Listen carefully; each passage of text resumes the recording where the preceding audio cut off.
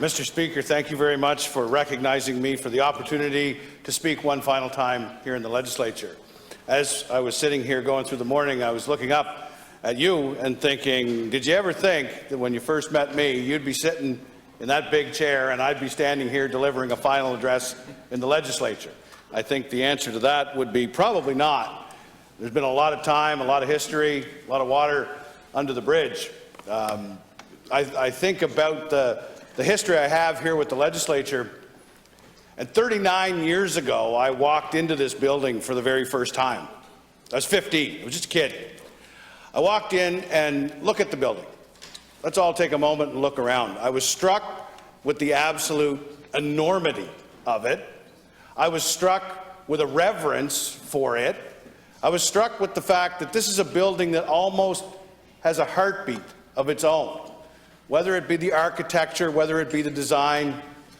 But most importantly, and even at that very young age, I realized that every piece of legislation, every law in the province of New Brunswick was tabled, discussed, debated, and voted on right here where we stand.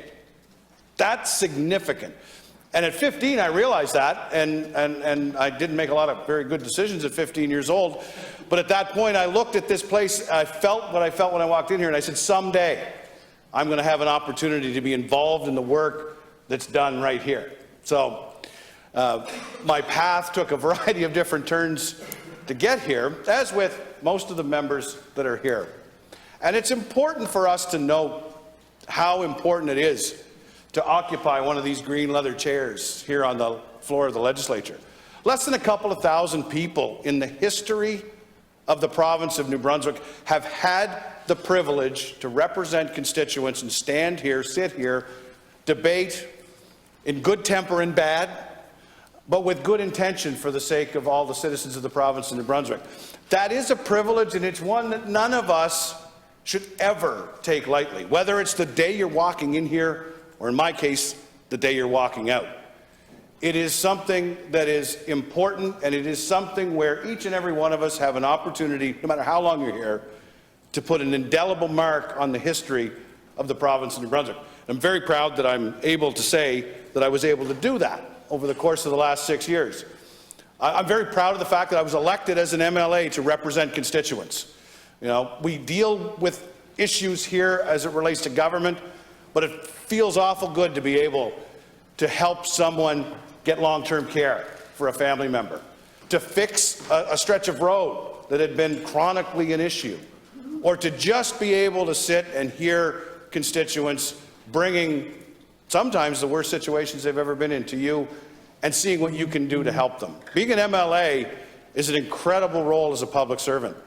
I'm very pleased and proud of the fact that for a very short period of time, I've had the honour to be the Minister of Indigenous Affairs. Over the course of that very short period of time, I've learned something. I've learned a few things, actually.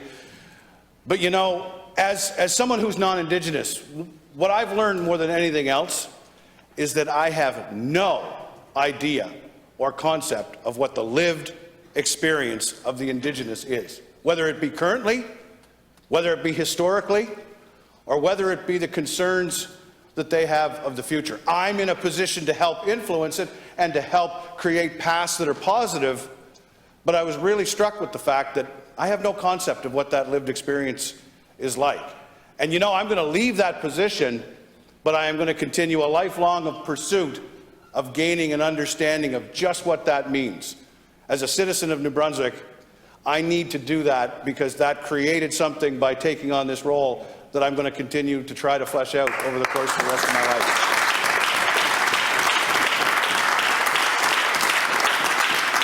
Being the Minister of Energy was a happy accident. I had no subject matter knowledge or expertise whatsoever, but I had an opportunity to dive in and see that New Brunswick is positioned uniquely to be able to be a leader, not just in the country, but on the global stage. And I've been very proud to actually stand and represent New Brunswick, be invited to speak nationally and internationally about the position we have, and the position that if we continue to take and move forward with, we can lead the globe as it relates to something that's as important as the energy futures for all of us in the country, around the globe.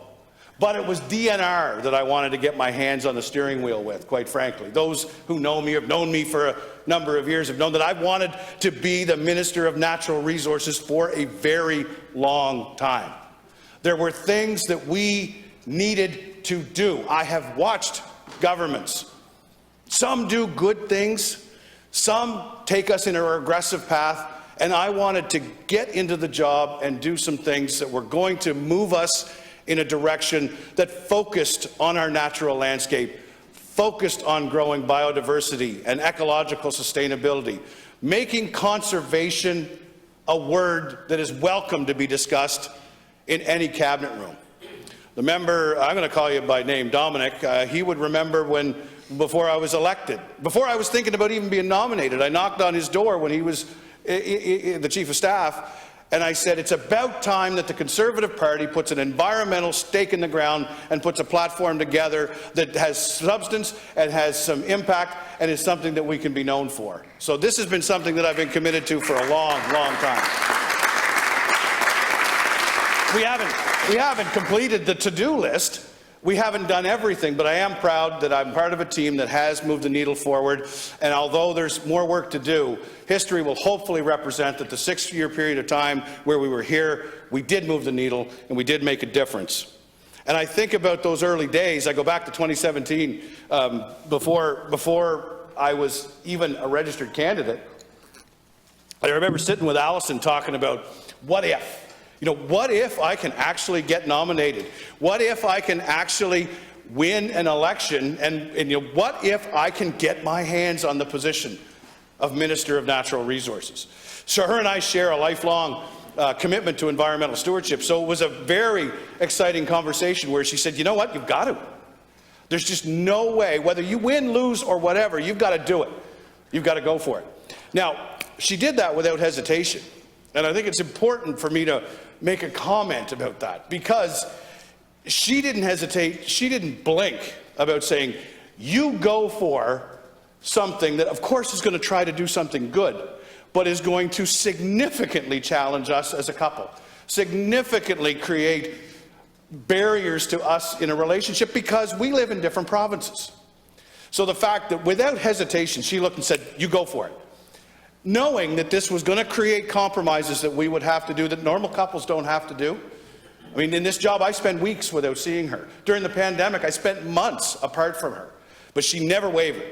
And I can stand here now and say that because of that commitment, I can look back to some things that we did that were good, and I have her to thank. I have her to thank. And I know that, yes, absolutely.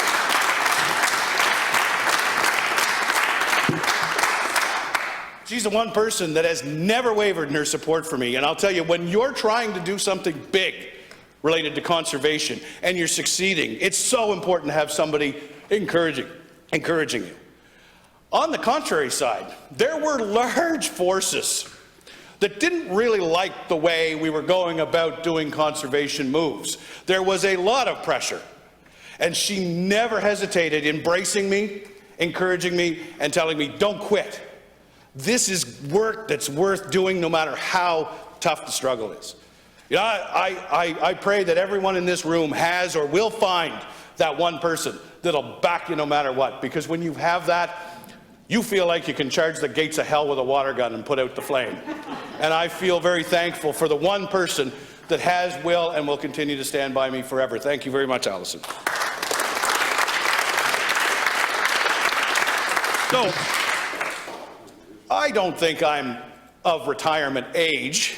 A lot of people said to me when I said I wasn't running, congratulations on retiring.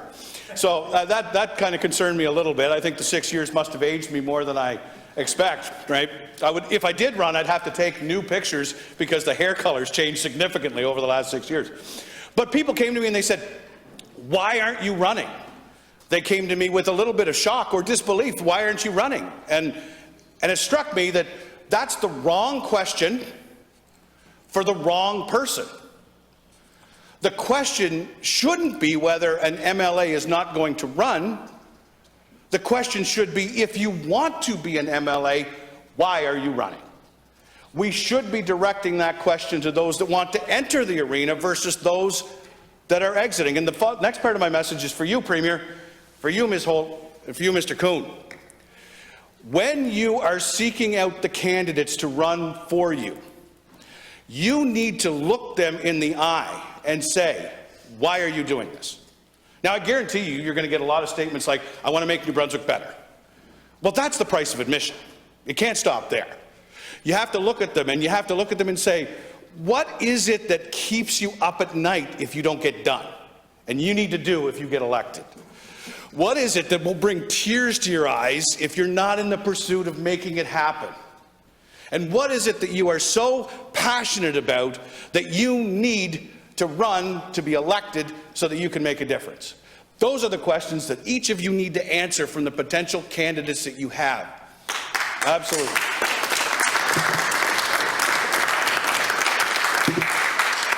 And if that happens, and if you follow through on that commitment, what we will have is a government of cabinet ministers and government members who are truly moving towards an agenda that they are passionate about and they are driving themselves.